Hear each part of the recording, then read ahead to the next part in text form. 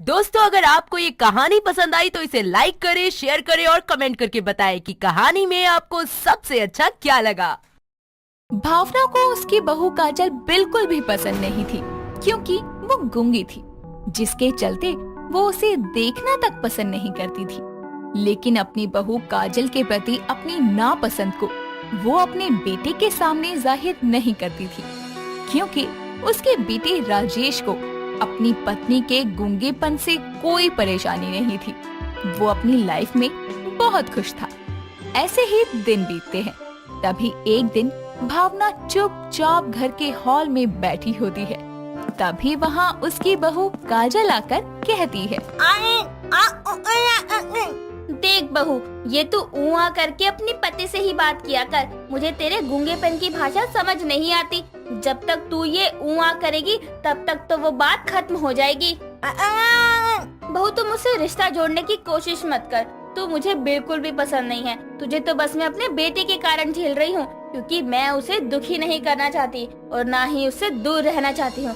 इसलिए तू अपना ये ऊआ अपने पति को ही जाकर सुना।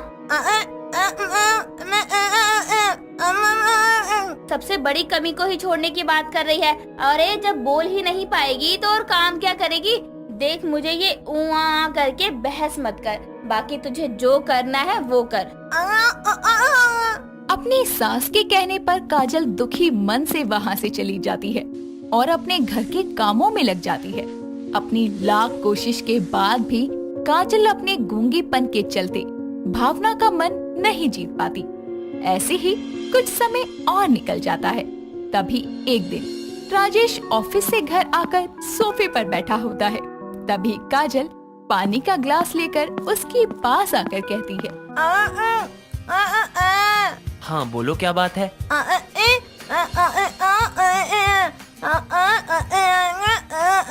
आइडिया बुरा नहीं है, माँ को खुशी भी बहुत होगी। सच में तुम माँ का कितना ख्याल रखती हो, और तभी माँ तुम्हें इतना पसंद करती हैं। चाहती तो मैं भी यही हूँ, इसीलिए हर वो कोशिश करना चाहती हूँ जिससे माँ जी मुझे पसंद करे। तुम कहाँ खो गई? चलो मुझे अब कुछ खाने के लिए दे दो, सुबह बहुत काम है। कुछ समय बाद सभी लोग एक साथ बैठकर रात का डिनर करके सोने के लिए कमरे में चले जाते हैं। अगले दिन सुबह काजल जल्दी उठकर ब्राह्मणों के भोज के लिए सारा खाना बनाकर राजेश के साथ मंदिर चली जाती है।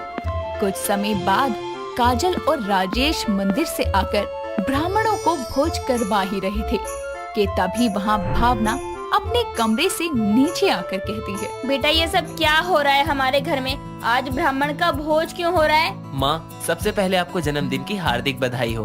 और ये ब्राह्मण भोज आपके जन्मदिन की खुशी में है। आपको और कुछ करना पसंद नहीं है तो सोचा यही कर लूं, आपको अच्छा लगेगा। अच्छा नहीं बेटा, बहुत अच्छा लगा। सबसे ज्यादा ये देखकर कि तुझे मेरा जन्मदिन याद है और तूने मेरे लिए इतना कुछ किया। माँ, मैंने ये सब कुछ किया जरूर है, लेकिन आइडिया आपकी बहू का है और इसी ने मुझे आपका जन्मदिन याद दिलाया है। अच्छा ठीक है, तुम करो या बहू करे एक ही बात है। अब तू जा, तुझे ऑफिस के लिए लेट हो रहा है। हाँ माँ, सही कहा। मैं चलता हूँ, रात को मिलता हूँ। इतना कहकर राजेश अपने ऑफिस के लिए चला जाता है। भावना भी बिना कुछ बोले घर से बाहर चली जाती है, जिसके बाद काजल अपने घर के कामों में लग जाती है। कुछ समय बाद अपने सारे काम खत्म करने के बाद काजल हॉल में बैठी मेहंदी की किताब को देख रही होती है। तभी उसकी पड़ोसन पार्वती वहाँ आकर कहती है, बहू, तेरी सास कहाँ गई? मुझे उससे कुछ काम था।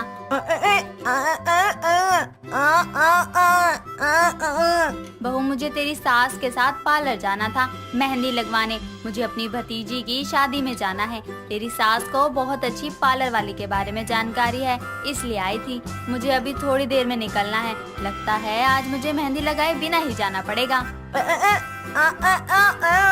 बहू, मुझे अच्छी मेहंदी लगानी है, शादी में जाना है। अगर ऐसी बात है तो लगा दे, मेरे पास और कोई रास्ता भी तो नहीं है। पार्वती के कहने पर काजल उसे मेहंदी लगाना शुरू करती है। तभी उसकी सास भावना अपने घर वापस आती है और पार्वती को अपने घर में देखकर कहती है, पार्वती, तू यहाँ क्या कर रही है मेरी इस गूंगी बहू के साथ? भावना, तेरी बहू गूंगी जरूर है। तेरी बहू की जुबान भले ही ना चले, लेकिन उसके हाथों में कमाल का हुनर है। देख, इतनी जल्दी मुझे कितनी अच्छी मेहंदी लगाई है। तेरी बहू में कोई कमी नहीं है, इसलिए तेरे बोल इतने निकल रहे हैं। जब तेरी बहू भी गूंगी होती ना, तब पता चलता तुझे। भावना, मेरी बहू बोलने के सिवा कोई काम ही नहीं करती, लेकिन तेरी बहू केवल बोल नहीं सकती, बाकी सारे गुण हैं। और इसके ना बोलने से तेरा कौन सा काम रुक जाता है। मैं तो आज बहुत खुश हूँ तेरी बहू से। तेरी गूंगी बहू की मेहंदी ने तो आज कमाल ही कर दिया। ठीक है, अब तेरा काम हो गया तो तू जा।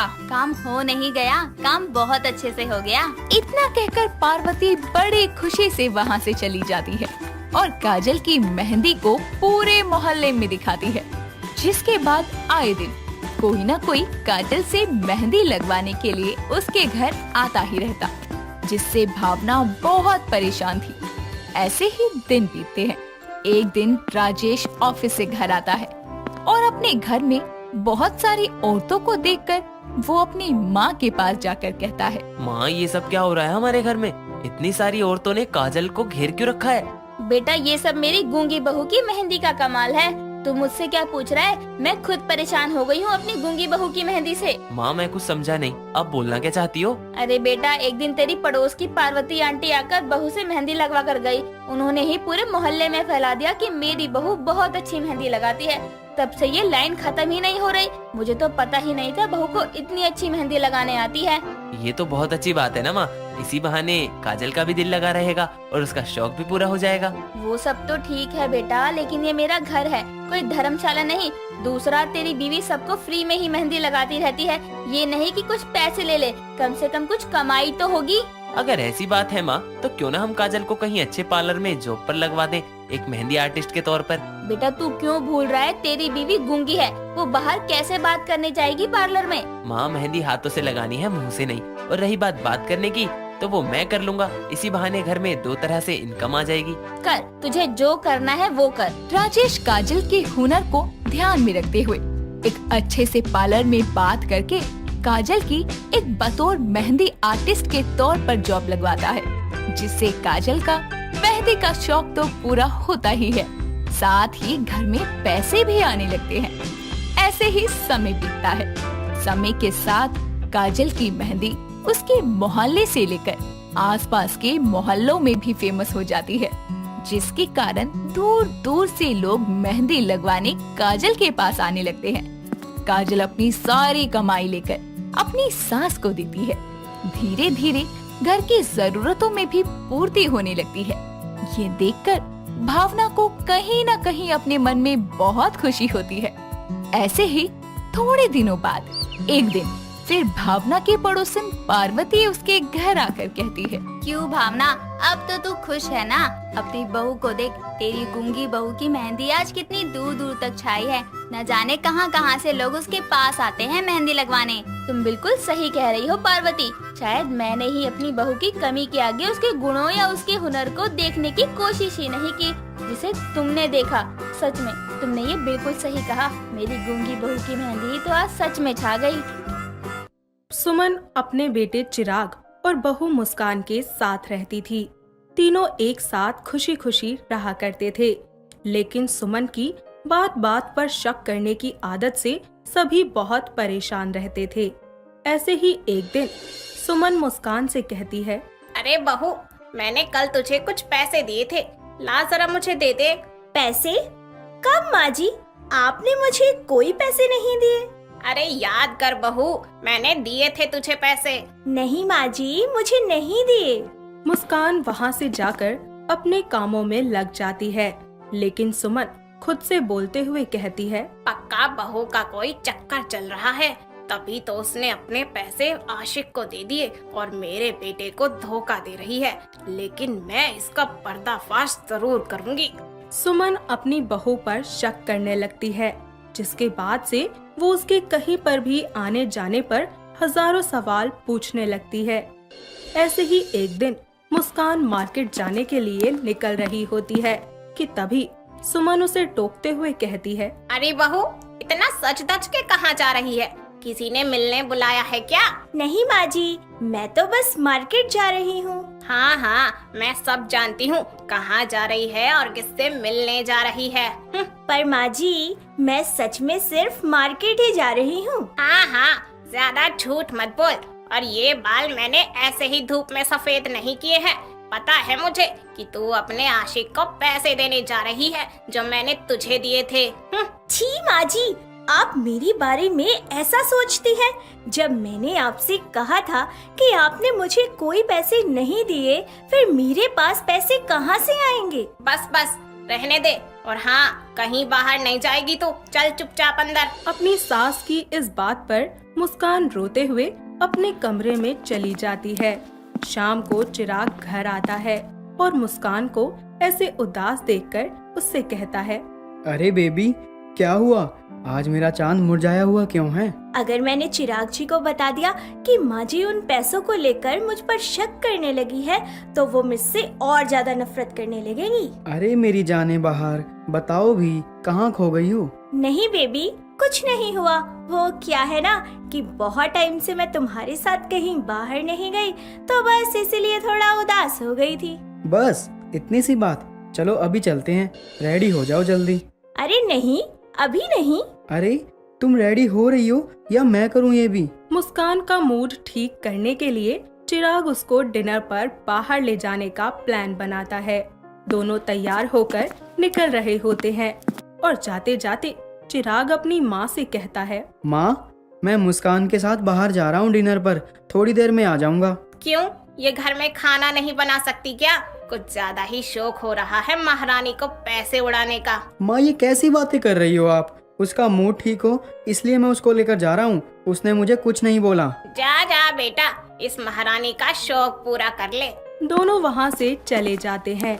चिराग और मुस्कान कार में बैठते हैं, जिसके बाद वो उससे कहता है, बेबी, माँ की बातों का बुरा मत मानना, वो दिल की बुरी नहीं है, बस कभी कभी इतना कड़वा बोलने लगती हैं। अरे चिराग जी, आप बिल्कुल चिंता मत कीजिए, मुझे माँ जी की किसी बात का कुछ बुरा नहीं लगता। उन दोनों के घर से जाते ही सुमन सोचती है, इसने मेरे बेटे को अपने वश में कर रखा है ताकि वो उस पर कभी भी शक न करे और ये इसी तरह अपने आशिक से मिलती रहे।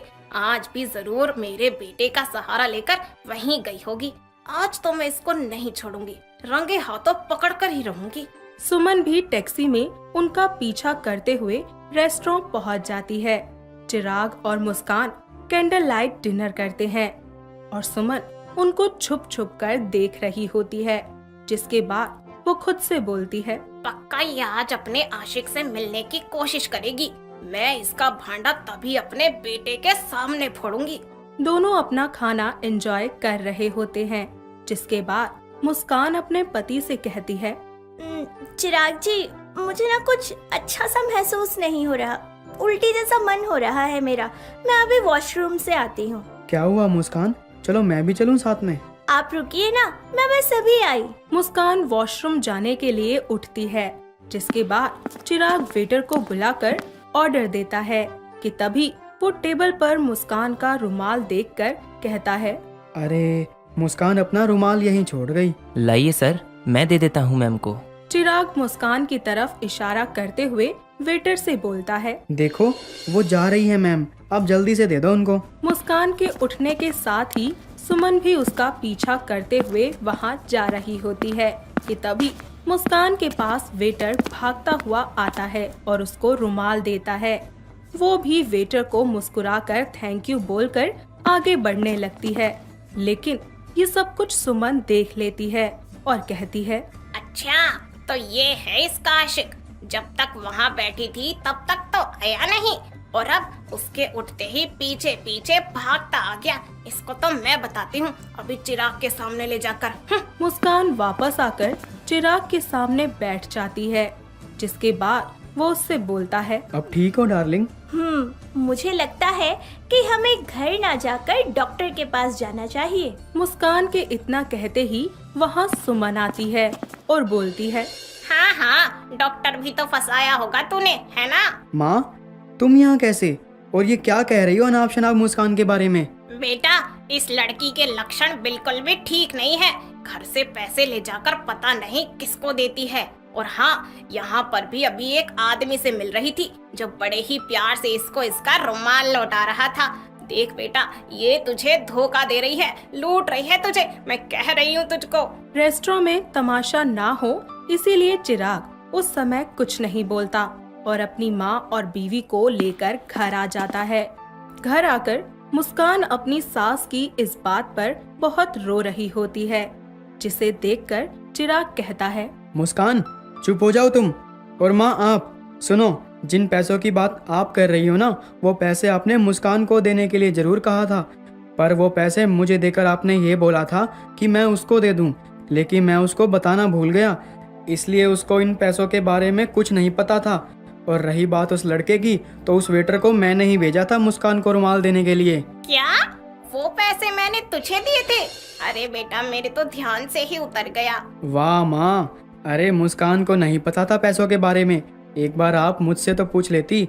उसके ऊपर आपने इतना गंदा आरोप लगाया, उसको सबके सामने सुनाया रेस्टोरेंट में। अरे आपके बेफिजूल के शक ने उसको कितना हर्ट कर दिया है, पता है आपको? अपने बेटे की बात सुनकर सुमन को अपनी गलती का एहसास होता है कि उसने अपनी बहू के कैरेक्टर पर गलत तरीके से सवाल उठाए, जिसके लिए वो शर्मिंदा होकर अपनी बहू से बोलती है, बहू मुझे माफ कर दे, मेरे शक की वजह से मैंने तुझे क्या क्या नहीं कह दिया, पर तूने मेरी बातों का कभी बुरा नहीं माना। मैं अपनी इस भूल के लिए बहुत शर्मिंदा हूँ बहू, मुझे माफ कर दे। माँ जी, आप प्लीज माफी मत मांगिए, आपको सच का पता चल गया, बस यही बहुत है मेरे लिए। और मैं चिराग जी से बहुत प्यार करती हूँ, उनको धोखा देने के बारे में तो मैं सपने में भी नहीं सोच सकती। हाँ बहू, मैं समझ गई हूँ, और ये मेरी भूल थी और मेरा ही शक था जिसने तुझे अब तक इतना परेशान किया। आज के बाद मैं ये शक अपने अंदर पलने ही नहीं दूंगी। सुमन को अपने बेफिजूल के शक से हुई इतनी बड़ी गलतफहमी को लेकर बहुत शर्मिंदगी थी, इसीलिए वो दोबारा किसी भी बात पर शक करने से पहले 10 बार सोचा करती थी और उसे क्लियर करके सुलझाने का फैसला लिया करती थी। इस सब के बाद वो कभी भी अपनी इस गलती को दोबारा नहीं दोहराती और तीनों सास बहू और बेटा मिलकर एक साथ खुशी खुशी रहने लगते हैं। चेतन और चिंटू दोनों सगे भाई थे, लेकिन दोनों के नेचर में जमीन आसमान का अंतर था। चेतन बिल्कुल सीधा साधा था और चिंटू एक नंबर का बदमाश और शरारती। एक बार वो अपने दोस्तों के साथ बाइक पर मस्ती करते हुए घूम रहा होता है कि तभी वो बाइक तेज करके जमीन का कीचड़ एक लड़की पर उछाल देता है और वो लड़की चिल्ला कर कहती है, अंधे हो क्या? इतनी बड़ी लड़की दिखाई नहीं देती, सारे कपड़े खराब कर दिए। रोशनी की आवाज सुनकर चिंटू बाइक रोक देता है और उसके पास जाकर कहता है, माफ करना, मैंने बहुत बड़ी गलती कर दी, जो इतनी सुंदर लड़की मुझे दिखी ही नहीं। अरे आपके तो कपड़े खराब हो गए, चलिए मॉल चलते हैं, मैं आपको नए कपड़े दिलवा दूंगा और हम साथ बैठकर कॉफी भी पी लेंगे। शक्ल देखी आपने, तुम्हारे साथ और मैं कॉफी पीऊं, नेवर। इतना कहकर रोशनी चली जाती है और चिंटू उसकी इस अदा का भी दीवाना हो जाता है। जहाँ चिंटू आए दिन रोशनी को छेड़ता था, वहीं रोशनी चिंटू को जरा भी पसंद नहीं करती थी।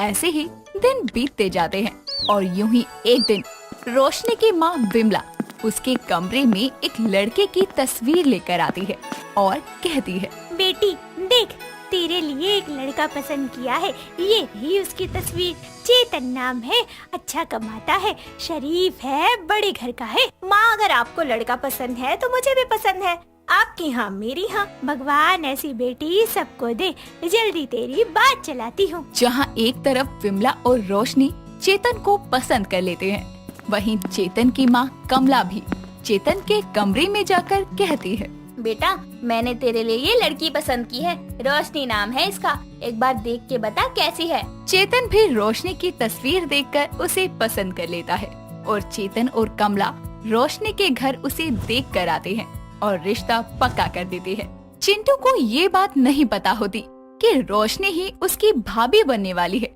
पर दोस्तों से ये जरूर पता चल जाता है कि रोशनी का रिश्ता हो गया है। जिसके बाद वो एक दिन रास्ते में रोशनी को अकेला पाकर उसका रास्ता रोक कर कहता है, तुम मेरे अलावा किसी से शादी नहीं कर सकती रोशनी, तू मेरी आइटम है, समझी क्या? मैं कहती हूँ मेरा रास्ता छोड़ दो, 2 दिन में मेरी शादी है, मुझे तैयारियाँ करनी है।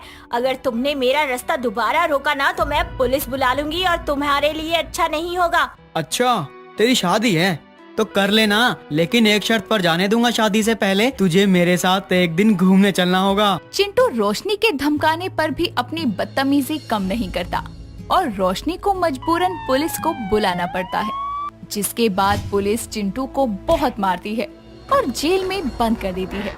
और उसके बाद चिंटू जेल से ही किसी से फोन मांगकर अपनी माँ को कॉल करके कहता है, माँ मैं चिंटू बोल रहा हूँ। माँ मैं एक हफ्ते के लिए गोवा घूमने आया हूँ, तो मैं भाई की शादी में नहीं आ पाऊंगा। तुझे शर्म नहीं आती चिंटू? यहाँ तेरे भाई की शादी है 2 दिन बाद और तू गोवा घूमने गया है। भाई की शादी जरूरी थी या गोवा नाच पिटे? माँ अचानक प्लान बन गया, दोस्तों ने टिकट बुक कर ली थी। मेरी भाभी से मैं एक हफ्ते के बाद मिल लूंगा। अब आप फोन काटो, मुझे बीच पर नहाने जाना है। चिंटू को बीच पर नहाने नहीं जाना होता, बल्कि एक हवलदार उसकी पिटाई करने आया होता है, जो उसे जमकर मारता है। और 2 दिन बाद रोशनी की शादी चेतन से हो जाती है। चेतन और रोशनी की जोड़ी तो राम सीता सी थी, तो ऐसे में इनके बीच रावण का आना तो बनता ही था। रोशनी अपने ससुराल को अच्छे से संभाल लेती है और दिन बीतते हैं, जिसके बाद एक दिन रोशनी की जिंदगी का रावण चिंटू उसके घर के दरवाजे पर दस्तक देता है और रोशनी दरवाजा खोलकर कहती है, तुम यहाँ कैसे? निकलो यहाँ से। जहाँ रोशनी चिंटू को देखकर हैरान थी, वहीं चिंटू भी उसे देखकर हैरान था। तभी पीछे से कमला आकर रोशनी से कहती है, अरे बहू, ये चिंटू है, मेरा छोटा बेटा। गोवा घूमने गया था और तू क्या बाहर खड़ा है? अंदर आ। जिसके बाद चिंटू अंदर आ जाता है और उसके मन में लड्डू ये सोच सोच कर फूटने लगते हैं कि जिस लड़की को वो छेड़ता था वही उसकी भाभी बन गई है। और वो मन में कहता है, वाह मेरी तो चांदी हो गई, अब तो मुझे खुलेआम भाभी से रोमांस करने का मौका मिलेगा। वाह चिंटू वाह। एक तरफ चिंटू खुश होता है तो दूसरी तरफ रोशनी अपने मन में सोचती है, इस चिंटू के बारे में ससुराल वालों को बताकर कोई फायदा नहीं है।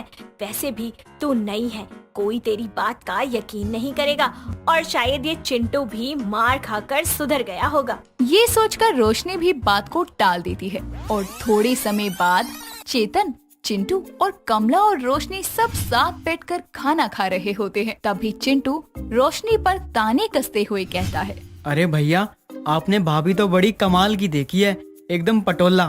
चिंटू तमीज से बात कर, भाभी है तेरी। माना तू मेरा लाडला है, लेकिन तुझे बोलने की तमीज सिखानी पड़ेगी क्या? तभी तो बोला, भाभी से इतना मजाक तो कर ही सकते हैं, भाभी से रोमांस की तो प्रथा है भारत में। देखिए देवर जी, प्रथा भी यही कहती है कि भाभी माँ समान होती है। अब आप इस पर क्या कहना चाहते हैं? रोशनी का करारा जवाब सुनकर चिंटू की तो बोलती बंद हो जाती है और चेतन को उसका ये जवाब अच्छा लगता है और वो कहता है, चिंटू मेरी बीवी पोटले के साथ समझदार भी है, जरा बच के रहना। जहाँ एक तरफ कमला ममता में अंधी थी, तो वहीं चेतन सब समझता था कि उसका भाई गलत रास्ते पर है। ऐसे ही आए दिन चिंटू रोशनी को छेड़ता और ताने देता और उससे रोमांस करने की कोशिश करता, लेकिन रोशनी उसे देवर समझकर माफ कर देती। लेकिन एक दिन तंग आकर रोशनी मन में सोचती है, चिंटू का अब बहुत ज्यादा हो गया है, मुझे कुछ तो ऐसा करना पड़ेगा जिससे चिंटू का भाभी से रोमांस करने का भूत उतर जाए, मैं अपने ससुराल में अच्छे से रह सकूं, वरना ये देवर हमेशा मेरा बसा बसाया घर उजाड़ने में लगा रहेगा। समय बीतता है और रोशनी एक प्लान बनाती है, जिसके बाद वो भी चिंटू से हंस हंस कर बातें करने लगती है और उसे हिंट्स देने लगती है कि वो भी उसे पसंद करती है। जिसके बाद चिंटू की खुशी का ठिकाना नहीं रहता और एक दिन चेतन को घर में ना पाकर चिंटू रोशनी के कमरे में जाता है और वहाँ बहुत अंधेरा होता है। वो देखता है कि रोशनी की साड़ी में कोई पीठ किए बैठा है, जिसे देखकर वो उसे पीछे से गले लगाकर कहता है, अरे मेरी रोशनी, मेरी जिंदगी में रोशनी करने वाली तुम हो, फिर ये कमरे में इतना अंधेरा क्यों करके बैठी हो? आओ मेरी बाहों में, आ जाओ, मुझे भी मेरी भाभी से रोमांस करने का सुख दे दो। वो इतना कहता ही है कि तभी कमरे की लाइट जलती है और रोशनी और कमला पीछे से आते हैं और चिंटू ने जिसको गले लगाया था वो कोई और नहीं उसका भाई चेतन था। तभी रोशनी कहती है, अरे चिंटू, भाभी से रोमांस करते करते भैया से भी रोमांस करने लगे। लगता है आपको लड़के लड़कियां दोनों भाते हैं। अब आप सबको सच बता रहे हैं या फिर मैं बताऊं? सच? कौन सा सच? भैया सच ये है कि भाभी ने ही मुझे इतनी रात को कमरे में बुलाया था। जिसके बाद चेतन उसे थप्पड़ मारता है और गुस्से में कहता है, तुझे शर्म नहीं आती? और कितना झूठ बोलेगा तू? मैं सब जानता हूँ कि तू कैसा है, लेकिन मैंने आज तक ये सब तेरी नादानी समझकर माफ कर दिया। लेकिन तूने तो अपनी भाभी से भी रोमांस करने की कोशिश की। जिसके बाद चिंटू को अजीब लगता है और वो सब सच बता देता है और माफी भी मांगता है। उसकी माफी सुनकर चेतन और रोशनी उसे माफ कर देते हैं। वहीं कमला कहती है, मैं ऐसे बेटे को घर में नहीं रख सकती जिसके साथ मेरी बहू ही सुरक्षित नहीं है। चला जा यहाँ से, दोबारा लौट कर मत आना। तेरी सजा यही है कि तू अब इस घर में नहीं रहेगा। कमला अपने बेटे चिंटू को अपनी बहू की खातिर घर से निकाल देती है और चिंटू को भाभी से रोमांस की सजा हमेशा के लिए घर से बेदखल होकर काटनी पड़ती है। तो आपके हिसाब से उसने सही किया या गलत, हमें कमेंट करके बताइए। और अगर आप कमला की जगह होते तो क्या करते? राजवती अपने बेटे राजू, बहू कमलेश और पोते आर्यन के साथ अंबाला शहर में रहा करती थी। राजवती अपनी जवानी से बहुत ही ज्यादा रंगीन मिजाज की थी। इतनी उम्र हो गई थी उसकी, पर फिर भी उसके पति के लिए प्यार कम नहीं हुआ था और उसे जब मौका मिलता वो राज सिंह के साथ छेड़खानी करने लगती। ऐसे ही एक दिन कमलेश रसोई में खाना बना रही होती है तो राजवती उसके पास जाती है और उससे बोलती है, बहू आज तो तू एकदम पटाखा लग रही है। आप कैसी बातें कर रही हैं माँ जी? अरे कैसी बातें कर रही हूँ, जैसे कि तू कुछ जानती ही नहीं है। जानती तो हूँ माँ जी, पर आपसे थोड़ी शर्म भी तो आती है। आपका तो जो दिल करता है बस वो बोल देती है। अरे शर्म वरम सब छोड़ और मुझे अपनी दोस्त समझ के हर बात तू बता सकती है। आप भी ना माँ जी। अरे मैं तो क्या बहू, अरे उम्र भले ही बढ़ गई हो मेरी, लेकिन मेरा शरीर और मेरा दिल दोनों अभी तक जवान हैं। आज भी इतनी ताकत है मेरे अंदर कि 10 बच्चे पैदा कर दूं तब भी हार नहीं मानूंगी। अरे माँ जी मुझे माफ करो, आप जीती मैं हारी। आपसे जवान और एवरग्रीन कोई नहीं है। अच्छा हुआ तूने मान लिया, नहीं तो मैं नाराज हो जाती तेरे से। माँ जी अब बस भी कीजिए। अच्छा अब मैं काम कर लूं, बहुत सारा काम है। हाँ हाँ कर ले, वैसे भी तू मोटी सांड की तरह हो गई है और मुझे देख कितनी स्लिम हूँ मैं। कुछ दिन ऐसे ही बीत जाते हैं। राजवती अपनी मस्ती में मस्त रहती है। एक दिन अचानक राजवती की तबीयत खराब हो जाती है और उसे सुबह सुबह उल्टियां आना शुरू हो जाती हैं। कमलेश को ये सब कुछ बिल्कुल भी ठीक नहीं लगता। तबीयत ज्यादा बिगड़ने की वजह से वो जल्दी से डॉक्टर को फोन करके घर बुला लेती है। कुछ ही देर बाद लेडी डॉक्टर उनके घर आती हैं और राजवती का चेकअप करती है। तभी वहाँ राजवती का पति राज सिंह और बेटा राजू आ जाते हैं और थोड़ी देर बाद बड़ी ही हैरानी और खुशी के साथ डॉक्टर बोलती है, बधाई हो सिंह साहब, इस उम्र में भी आपको बड़ी खुशी मिलने जा रही है। ये आप क्या कह रही है डॉक्टर? यहाँ मेरी बीवी बेहोश पड़ी है और आप बधाई दे रही है? जी बात ही बधाई देने वाली है तो बधाई दूंगी ही ना। बात ये है सिंह साहब कि आप बाप बनने वाले हैं। आप सच कह रही हैं डॉक्टर साहब? मैं बाप बनने वाला हूँ? सुना तूने राजू बेटा, तेरी माँ बनने वाली है, तेरा छोटा भाई आने वाला है। आपको क्या हो गया है पिताजी? ये आप कैसी बहकी बहकी बातें कर रहे हैं? अरे कोई गलतफहमी हुई है डॉक्टर को। मैडम आप एक बार सही से दोबारा चेक करो, कुछ गलत हुआ होगा। जी नहीं, मैं बिल्कुल सही कह रही हूँ और आपकी माँ 2 महीने प्रेग्नेंट है। पिताजी ये कोई उम्र है ये सब करने की? आप आर्यन के बारे में तो सोचिए, उसे कैसा लगेगा जब उसे ये बात पता चलेगी। कैसा लगेगा उसे?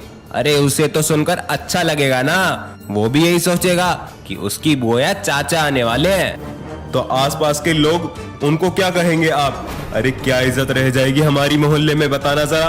अरे यह कोई उम्र है आप लोगों के माता पिता बनने की? मैं हूँ, आर्यन है, यही बहुत नहीं थे जो आपने ये सब किया। तुझे पड़ोसियों की ज्यादा चिंता है या अपनी माँ की खुशी की? इसमें खुशी की क्या बात है पिताजी, आप जल्द से जल्द माँ का अबॉर्शन करवा दो। मुझे कोई छोटा भाई बहन नहीं चाहिए। आज तो बोल दिया है, आज के बाद दोबारा ये बात की तो मुझसे बुरा कोई नहीं होगा। बच्चे भगवान का रूप होते हैं और तू भगवान को मारने की बात कर रहा है। बात को यूं बिगड़ता हुआ देखकर कमलेश कहती है, बाबूजी प्लीज प्लीज शांत हो जाइए और सुनिए, आप भी चुप रहिए। आप बाबूजी से क्यों बहस रहे हैं? बाबूजी आप माँ जी का ख्याल रखिए, मैं डॉक्टर को बाहर तक छोड़ कर आती हूँ। कमलेश डॉक्टर को बाहर तक छोड़ कर आती है और राजू गुस्से में वहाँ से चला जाता है। वक्त बीतता जाता है और धीरे धीरे आसपास के लोगों को भी राजवती की प्रेगनेंसी के बारे में सब पता चल जाता है। सभी लोग तरह तरह की बातें बनाना शुरू कर देते हैं, पर कमलेश अपनी सास का पूरा ख्याल रखती है और उसे किसी तरीके की कोई तकलीफ नहीं होने देती।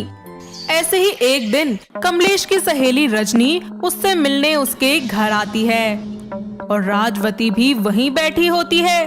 तभी रजनी मजे लेते हुए उससे बोलती है, वाह यार, तेरी सास तो बड़ी ही कमाल की है, बहुत ताकत है इनमें। तू यहाँ मुझसे मिलने आई है या फिर मेरी सास की बुराई करने आई है? नहीं नहीं, मैं बुराई कहाँ कर रही हूँ, मैं तो बस ये कह रही हूँ कि उन्हें शर्म नहीं आई ये सब करते हुए। हाँ, ये उनकी जिंदगी है और उनका शरीर है, उनका जो मन आए वो करेंगी। तू कौन होती है बीच में बोलने वाली? अगर काम की बात करनी है तो कर, तेरी फालतू की बातों के लिए मेरे पास टाइम नहीं है। यार तू तो गुस्सा हो गई, मेरा वो मतलब थोड़ी था। तेरा जो भी मतलब हो, मुझे उस बात से कोई मतलब नहीं है और अब मैं तेरी कोई बात नहीं सुनूंगी। तो प्लीज तुम मेरे घर से जा सकती हो। जा ही रही हूँ, वैसे भी तुम जैसे के घर आना कौन पसंद करेगा? ना तो तुम्हें रिश्तों की शर्म है और ना ही उम्र का लिहाज है। इतना कहकर रजनी वहाँ से मुंह बनाकर चली जाती है। ऐसे ही वक्त बीतता जाता है। राजवती की प्रेगनेंसी को 7 महीने पूरे हो जाते हैं और अब उसका पेट नजर आना शुरू हो जाता है। एक शाम घर में आर्यन के दोस्त उर्वशी और अमित उससे मिलने आते हैं। तभी उनकी नजर राजवती पर जाती है, जिसे देखकर वो दोनों हंसने लगते हैं। कुछ देर बात करने के बाद उर्वशी और अमित दोनों वहाँ से चले जाते हैं और ऐसे ही राजवती की डिलीवरी का दिन आ जाता है। उसके पेट में जोर से दर्द होने लगता है। सभी लोग जल्दी से उसे हॉस्पिटल ले जाते हैं, जहाँ डॉक्टर इमरजेंसी वार्ड में ले जाकर राजवती की डिलीवरी करती है और वो एक प्यारी सी बेटी को जन्म देती है। थोड़ी देर बाद डॉक्टर बच्ची को अपने हाथों में लेकर बाहर आते हैं और राज सिंह से बोलती हैं, बधाई हो सिंह साहब, लड़की हुई है आपको। आपकी वाइफ सच में बहुत ही ज्यादा ब्रेव है, जो इस उम्र में भी उनकी नॉर्मल डिलीवरी हुई है और बच्ची भी बिल्कुल तंदुरुस्त हुई है। बहुत बहुत शुक्रिया डॉक्टर साहब। बाबूजी मुझे भी दीजिए ना ये नन्ही परी। हाँ बहू, जरूर ले।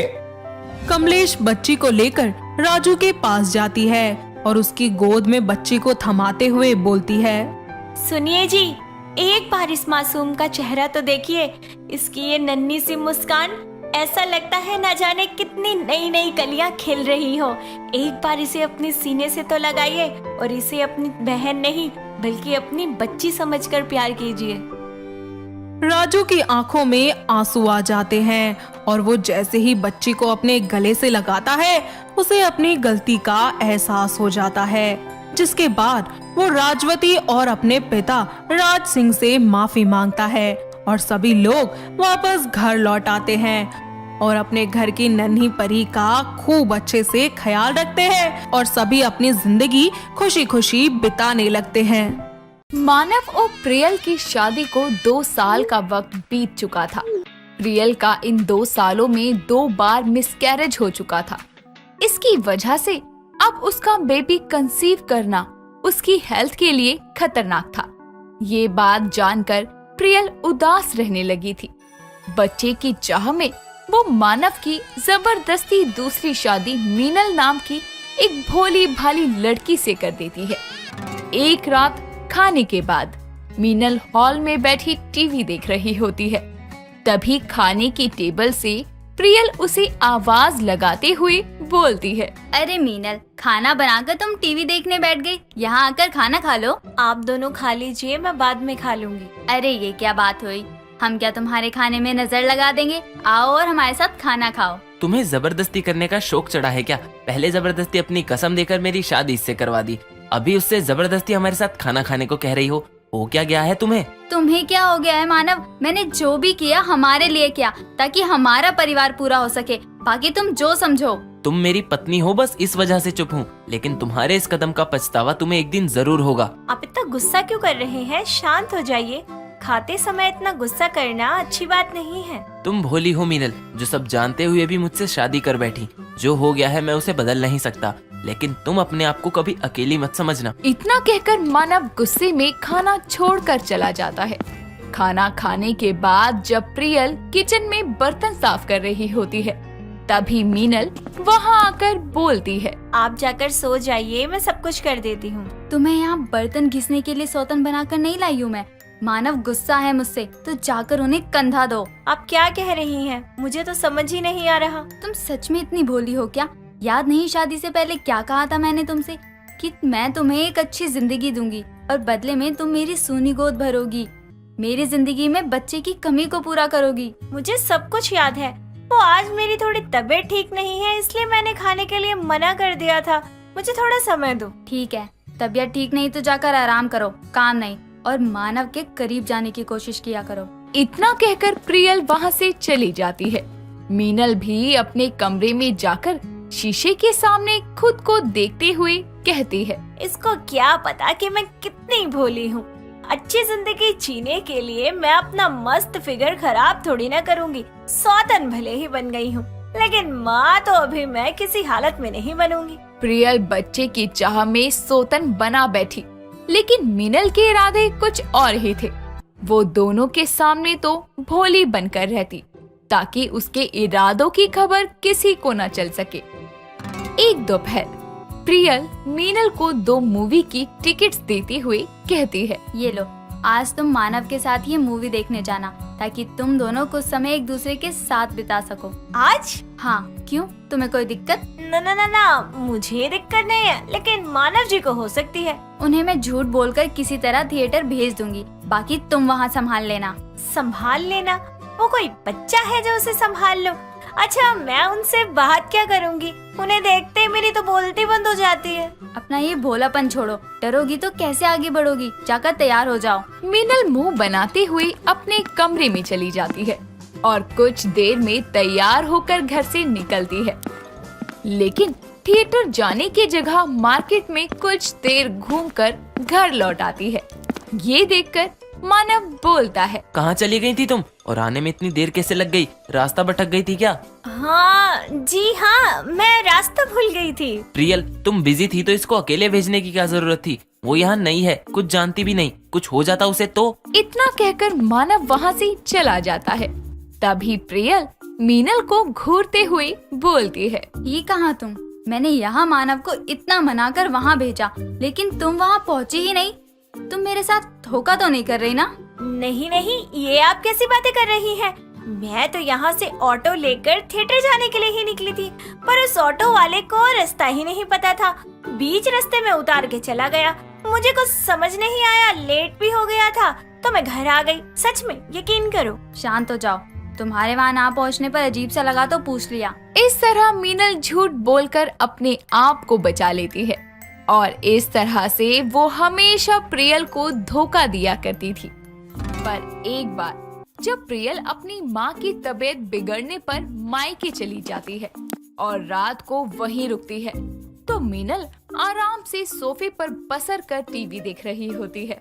तभी मानव को उसका दोस्त नशे की हालत में घर छोड़ने आता है। अबे सीधा चल, वरना गिर जाएगा। कोई है घर में? जी, आप कौन है? मानव जी, इन्हें क्या हुआ? आप कौन और भाभी जी कहाँ हैं? वो घर पर नहीं है, मैं इनके रिश्तेदार हूँ।